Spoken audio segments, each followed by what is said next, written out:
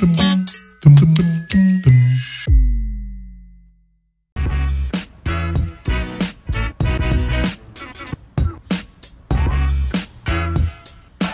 Boutelier, trailer et coach sportif spécialisé en trail,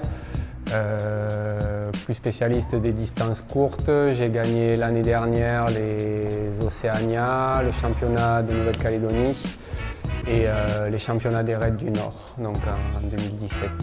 J'ai démarré avec un challenge que m'a lancé un ami quand je suis arrivé sur le territoire il y a 10 ans, sur la Transcal, donc la transcalédonienne.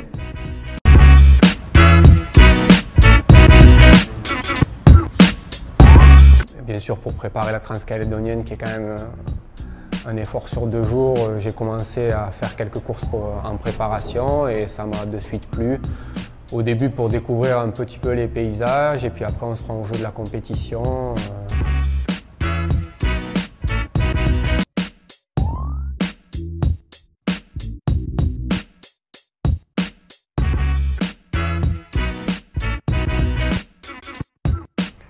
Pour ce qui est de la chaise, on va retrouver à peu près les mêmes consignes que le squat, sauf que là on est sur du travail statique et plus sur du travail dynamique. Donc les cuisses parallèles au sol.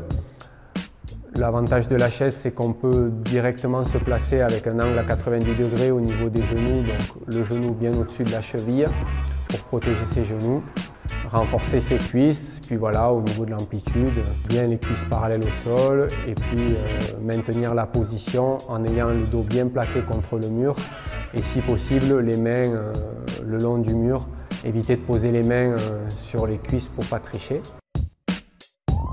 Ce sur quoi il va falloir être attentif au niveau du gainage, être bien les coudes sous les épaules et ne pas laisser descendre le bassin si on sent que ça commence à creuser. Ne pas hésiter à poser les genoux au sol tout en gardant l'alignement au niveau du buste. Et puis dès qu'on se sent mieux, de nouveau enlever les genoux ou alors faire soit si on se sent bien, tout sans les genoux ou alors si vraiment on débute, faire toute la série avec les genoux au sol. Sur les squats, donc pieds largeur de hanche ou légèrement à l'extérieur des hanches, les pointes de pied légèrement vers l'extérieur pour éviter de rentrer les genoux et protéger ses articulations. Descendre si possible au maximum les fesses vers l'arrière de façon à ce que les genoux restent au-dessus du coup de pied et ne dépassent pas la pointe du pied. Ça c'est pour préserver les tendons rotuliens, faire bien attention à ses genoux. Et la dernière chose, c'est au niveau de l'amplitude, essayer de descendre bien les cuisses parallèles au sol, le poids bien ancré dans les talons et de repousser dans les talons pour remonter, pour bien engager les fessiers. Pour ce qui est des pompes, on va mettre les mains de chaque côté des épaules, si possible assez large pour avoir un renforcement au niveau de la poitrine, des épaules et des triceps. Et ensuite de descendre au maximum le buste au niveau des coudes, pas besoin de descendre plus pour ne pas tirer trop sur les épaules. Et ensuite de repousser bien dans le talon dans la main. L'option avec les genoux au sol pour ceux qui ont du mal à enchaîner les séries.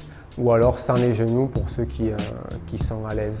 Toujours en étant bien attentif comme pour le gainage, à ne pas creuser le bas du dos et être le plus aligné possible. Pas hésiter à travailler devant un miroir, pourquoi pas, pour vérifier ses positions.